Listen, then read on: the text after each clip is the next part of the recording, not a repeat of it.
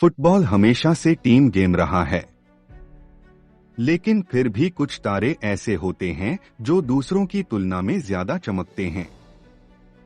आपकी उम्र के आधार पर आप कह सकते हैं कि पेले या माराडोना इस खेल को खेलने वाले महानतम खिलाड़ी हैं। यदि आप उम्र में छोटे हैं तो आप कह सकते हैं कि क्रिस्टियानो रोनाल्डो या लियोनेल मेस्सी सर्वश्रेष्ठ हैं। लेकिन कुछ और भी महान खिलाड़ी हैं जिन्हें भुला दिया गया है। इसलिए हम द बॉलिन सिस्टर्स चाहते हैं कि आप फुटबॉल प्रेमी इन महान खिलाड़ियों को याद रखें।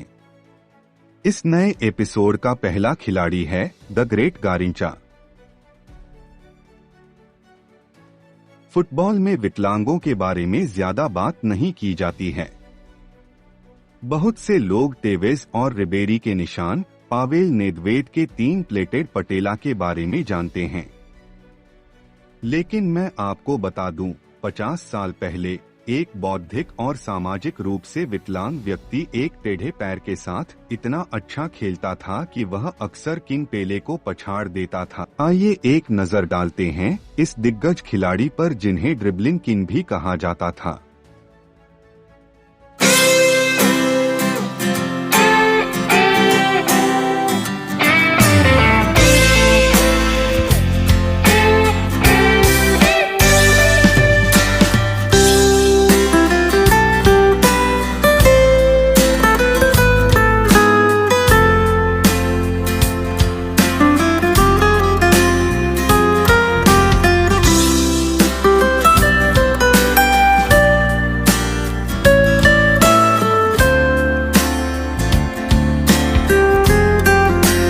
गैरिंचा एक विकृत रीढ़ के साथ पैदा हुआ था।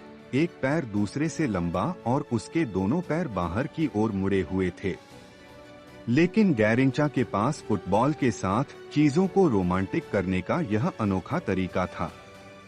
उन्होंने चलना शुरू किया और अपने परीक्षणों में उन्होंने 15 मिनट में अपने कौशल से महान नील्टन सैंटन को हरा दिया।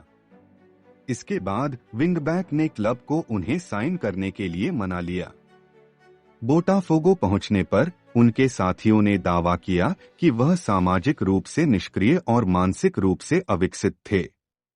बाद में उन्होंने एक आईक्यू टेस्ट लिया जहां उन्होंने केवल 70 अंक बनाए, जिसका अर्थ है कि उन्हें कानूनी रूप से बौद्धिक रूप से अक्षम माना जा सकता है।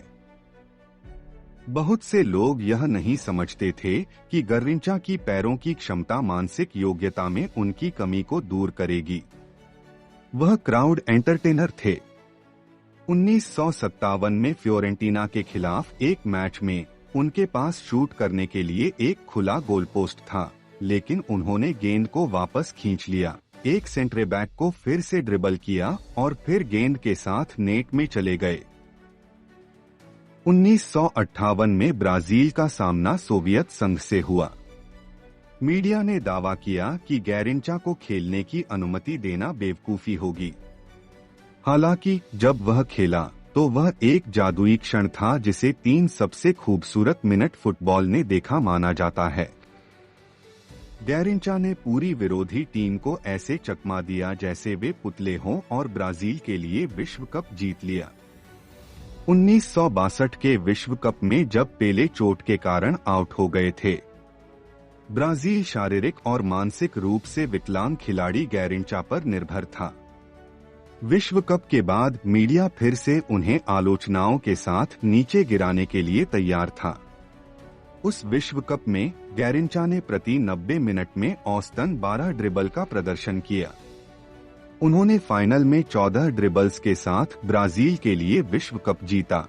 वह हर जगह एक जैसा खेलता था, मानो गलियों में खेल रहा हो, लेकिन हकीकत में वह विश्व स्तर के खिलाड़ियों को अपने हुनर से लाखों दर्शकों के सामने अपमानित कर रहा था। अपने दोनों विश्व कप फाइनल जीतने के बाद उन्होंने जश्न नहीं मनाया, क्योंकि उसे टूर्नामेंट की समझ नहीं थी।